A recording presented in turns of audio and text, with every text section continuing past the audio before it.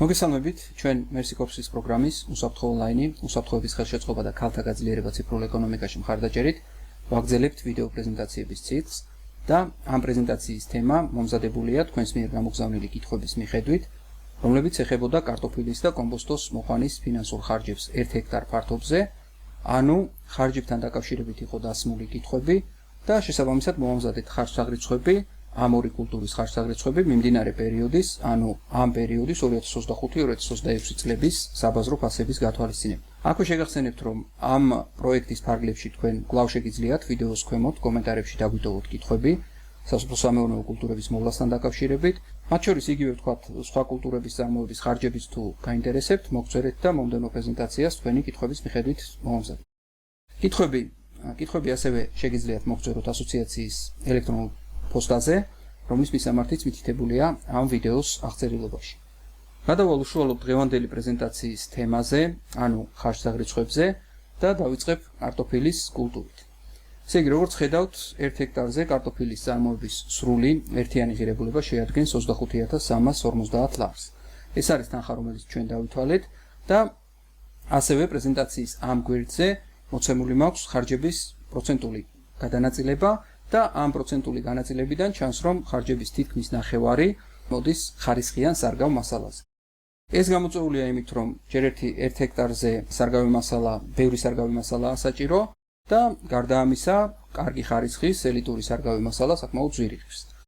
მეორე უმსხვილესი კომპონენტი ხარჯებში არის წვეთოვანი სარწყავი სისტემის მოწყობა და მორწყვა და ეს ხარჯი იკავებს ბიუჯეტის 19.7%-ს, დაახლოებით 20%-ს. ეს არის ხარჯების ზოგადი სურათი და პრეზენტაციის მომდევნო გვერდებზე უფრო დეტალურად და პუნქტობრივად განვიხილავთ თითოეულ ამ მიმართულებას, რათა დავინახოთ თუ რისგან ყალიბდება ეს საბოლოო ციფრი, ანუ საბოლოო ღირებულება. დავიწყოთ დასაწყისი ეტაპით, ანუ წარმოების დასაწყისი ეტაპით, რაც მოიცავს კარტოფილისათვის ნიადაგის მომზადებას და კარტოფილის დარგვას. ნიადაგის ძირითადი დამუშავება, კერძოდ მოხსნა და ფრეზირება თითოეული მათგანი 300 ლარი ჯდება საშუალოდ, ხოლო შემდგომი უკვე სარგავი კვლევის გაკეთება 150 ლარი. რაც შეეხება უშუალოდ სარგავ მასალას, 1 ჰექტარზე ნაანგარიშები მაქვს მაქსიმალური რაოდენობა, ანუ დაახლოებით 3.5 ტონა კარტოფილი და შესაბამისად ამ სარგავი მასალის შეძენის და წინასწარი დამუშავების ჯამური ფასი აღწევს დაახლოებით 10500 ლარამდე. შემდეგ სარგავი მასალის დარგვის, ანუ კარტოფილის დარგვის ორგანიზებისთვის მოცემული მაქვს 400 ლარი და რომ შევაჯამო ეს სამუშაოები, ანუ სარგავი მასალის შეძენა, დამუშავება და დარგვა ჯამში დაახლოებით 11650 ლარს შეადგენს. და ეს არის საწყისი ეტაპის ხარჯები, რის შემდეგაც უკვე იწყება უშუალოდ მცენარის მოვლის ფაზა და შესაბამისად გადავალ მცენარის ვეგეტაციის პერიოდზე და მოსავლის აღების ხარჯებზე. და აქვე ვიტყვი, რომ თანამედროვე ინტენსიური ტექნოლოგიით კარტოფილის წარმოებისთვის ყველა ვარიანტში საჭიროა და აუცილებელია გამართული ირიგაცია და წვეთოვანი სისტემის მონტაჟი და შემდეგ უკვე სეზონური მორწყვა, რაც ჯამში ჯდება დაახლოებით 5000 ლარი, ანუ მორწყვის საკითხი მთლიანობაში ბიუჯეტში შეტანილი გვაქვს 5000 ლარის ოდენობით. ასევე მცენარეს სჭირდება, რა თქმა უნდა, სასუქები, როგორც აზოტოვანი, ასევე კომპლექსური სასუქები, ასევე მიკროელემენტები და ამ სასუქების შეძენა შეტანა მთლიანობაში დაახლოებით 3100 ლარი ჯდება. რაც შეეხება დაცვას, ანუ მავნე ორგანიზმებისგან დაცვას, წამლობებს, ესე იგი პესტიციდების კუთხით ხარჯსაღრიცხვაში გათვალისწინებული გვაქვს 1100 ლარი. და ფინალური ეტაპი არის, რა თქმა უნდა, მოსავლის აღება, რაც თავის მხრივ მოიცავს როგორც ტექნიკის, ისე მუშახელის რესურსს და მათ ანაზღაურებას და საერთო ჯამში ეს ხარჯი შეადგენს დაახლოებით 4500 ლარს. აქედან გამომდინარე, კარტოფილის სრული ციკლი 1 ჰექტარზე გამოდის 2550 ლარი. თუმცა უნდა გავითვალისწინოთ რამდენიმე მნიშვნელოვანი მომენტი.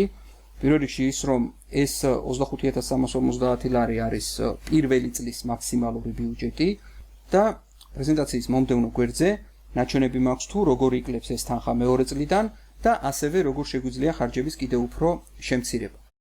ესე იგი, როგორც უკვე ვთქვი, ეს 25350 ლარი არის ის თანხა, რაც ჩვენ დავთვალეთ, ეს არის პირველი წლის მაქსიმალური ბიუჯეტი და ეს იმიტომ, რომ ეს ხარჯსაღრიცხვა გათვლილია ნულიდან წარმოებაზე და შემდეგ უკვე მომდევნო წლებში ეს ციფრი მნიშვნელოვნად დაიკლებს. რადგან მაგალითად შემდგომ წლებში აღარ გექნება წვეთოვანი სისტემის ძირითადი დეტალების ყიდვის ხარჯები, იმიტომ რომ ფილტრები, მაგისტრალური მილები და ონკანები არის მრავალჯერადი და ასევე მეორე წელს შეგიძლიათ უკვე გამოიყენოთ საკუთარი სარგავი მასალა, მოსავლიდან აღებული და გადარჩეული სარგავი მასალა, ანუ სათესლე მასალაც აღარ იყიდოთ და ეს უკვე თავის მხრივ ძალიან ამცირებს ხარჯებს, რადგან როგორც უკვე ნახეთ, სარგავი მასალა არის ყველაზე დიდი ხარჯი კარტოფილის წარმოების ბიუჯეტში.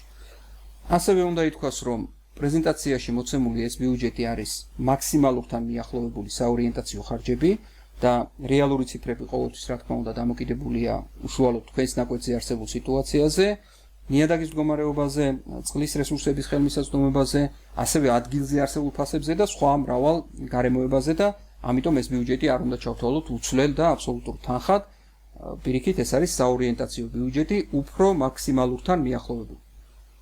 გადავალ მეორე კულტურაზე, ანუ კომბოსტოზე, მის წარმოების ხარჯშაღრიცხვაზეც იყო ასევე კითხვა შემოსული და დასაწყისში ვიტყვი, რომ 1 ჰექტარზე კომბოსტოს წარმოების სრული ერთიანი საორიენტაციო ღირებულება არის 27990 ლარი. ანუ ეს არის ის ღირებულება, რაც ჩვენ დავითვალეთ და რაც, როგორც ხედავთ, კარტოფილთან შედარებით ოდნავ მაღალია.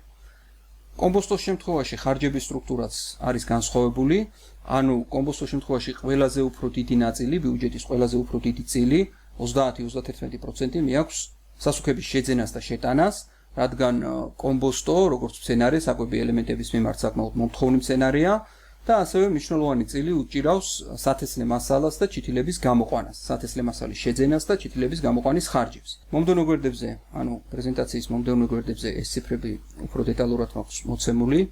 ესე იგი, კომბოსტოს წარმოების საწყის ეტაპზე ხდება თესლის შეძენა და ჩითილების გამოყვანა. 1 ჰექტარზე გათვლილია 46000 ცალი მცენარე და ამ რაოდენობის მცენარეთა სათესლე მასალის შეძენა ჯდება საშუალოდ 2990 ლარი. და უშუალოდ ჩითილის წარმოების მომსახურება, ჩითილის გამოყვანის ხარჯი არის 4600 ლარი. ნიადაგის მომზადების სამუშაოები აქაც არის სტანდარტული, ანუ მოხნა 300 ლარი, ფრეზირება 300 ლარი და საჩითილებლების მომზადება 200 ლარი. შემდეგ უკვე გამოყვანილი ჩითილების ღია გრუნტში გადარგვის და გამორგვის სამუშაოების ხარჯები შეადგენს დაახლოებით 1900 ლარს.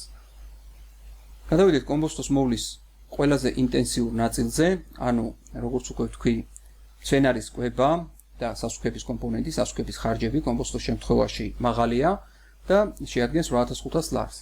ეს ხარჯები მოიცავს როგორც ძირითად კომპლექსურ სასუქებს, ასევე აზოტოვან კვებას და მიკროელემენტებს ფოთლოვანი გამოკვებისთვის.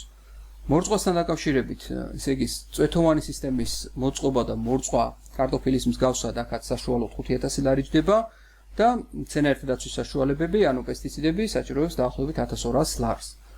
რაც შეეხება მოსავლის აღებას, ეს ოპერაცია კომბოსტოს შემთხვევაში განსაზღვრეთ 3000 ლარით და საერთო ჯამში მეტნაკლებად ყველა ტექნოლოგიური პროცესის დაცვით 1 ჰექტარი კომბოსტოს წარმოების ბიუჯეტი გამოვიდა 27990 ლარი. თუმცა კარტოფილის მსგავსად კომბოსტოს შემთხვევაშიც ეს ბიუჯეტი გათვლილია წარმოების ნულიდან დაწყებაზე და აქაც არსებობს ამ ხარჯების მნიშვნელოვნად შემცირების გზები და საშუალებები. პირველ რიგში წვეთოვანი სისტემის ძირითადი შემადგენელი კომპონენტები, როგორიცაა მაგისტრალური მილები და ფილტრები, არის მრავალჯერადი და როგორც კარტოფილის შემთხვევაში, კომბოსტოს შემთხვევაშიც მომავალ წელს მათზე თანხას აღარ დახარჯავთ და რაც შეეხება ხარჯების კიდევ უფრო შემცირებას, არსებობს ამ შემთხვევაში ხარჯების შემცირების გარკვეული საშუალებები, მაგალითად ჩითილების წარმოება. ანუ თუ ჩითილს თავად აწარმოებთ, თუ ჩითილებს თავად გამოიყვანთ, შესაბამისად ჩითილების წარმოების ხარჯები გაქრება ბიუჯეტიდან და ეს არის საკმაოდ დიდი თანხა და შეადგენს 4600 ლარს, ანუ 4600 ლარს აღარ დახარჯავთ. ასევე ნიადაგის ანალიზის ჩატარება დაგეხმარებათ, რომ შეამციროთ ერთ-ერთი ყველაზე დიდი ხარჯი, ანუ სასუქების ხარჯი, რადგან ნიადაგის ანალიზის ჩატარების შემთხვევაში შეიტანთ მარტო იმ სასუქებს, რაც მიწას რეალურად აკლია და ეს ცხადია თავის მხრივ შეამცირებს სასუქების საერთო რაოდენობას და შესაბამისად ხარჯებსაც. და ბოლოს კომბოსტოს შემთხვევაში შემიძლია იგივე გავიმეორო, რაც კარტოფილზე ვთქვი, კერძოდ ის, რომ ეს არის მაქსიმალურთან მიახლოვებული საორიენტაციო ხარჯები და რეალური ბიუჯეტი აქაც არის ცხადია ინდივიდუალური და რეალური ბიუჯეტის საბოლოო ციფრი პირდაპირ კავშირში იქნება და პირდაპირ დამოკიდებული უშუალოდ თქვენს ნაკვეთზე არსებულ სიტუაციაზე, ანუ იმის თქვა მინდა, რომ აქ მოყვანილი ბიუჯეტები შეგიძლიათ განიხილოთ, შეგიძლიათ მიიღოთ როგორც საორიენტაციო, საპროგნოზო მონაცემები და არა როგორც აბსოლუტურად ზუსტი და უცვლელი მოცემულობა. დღეისათვის სულ ეს იყო, რაც ამ პრეზენტაციის საშუალებით მინდოდა მეჩვენებინა. შეგახსენებთ, რომ პრეზენტაციების ეს ციკლი მზადდება Mercy Corps-ის პროგრამის უსაფრთხო ონლაინი, უსაფრთხოების ხელშეწყობა და ქალთა გაძლიერება ციფრულ ეკონომიკაში მხარდაჭერით და ასევე კიდევ ერთხელ შეგახსენებთ, რომ შეგიძლიათ დაგვიწეროთ კომენტარებში თქვენთვის საინტერესო კითხვები და შემდგომ პრეზენტაციას თქვენი კითხვების მიხედვით მოვამზადეთ. კითხვები ასევე შეგიძლიათ მოგწეროთ ჩვენს ელექტრონულ პოსტაზე, რომლის მისამართიც მითითებულია ამ ვიდეოს აღწერილობაში. მადლობა ყურადღებისთვის, კარგად ვსანდებოდეთ.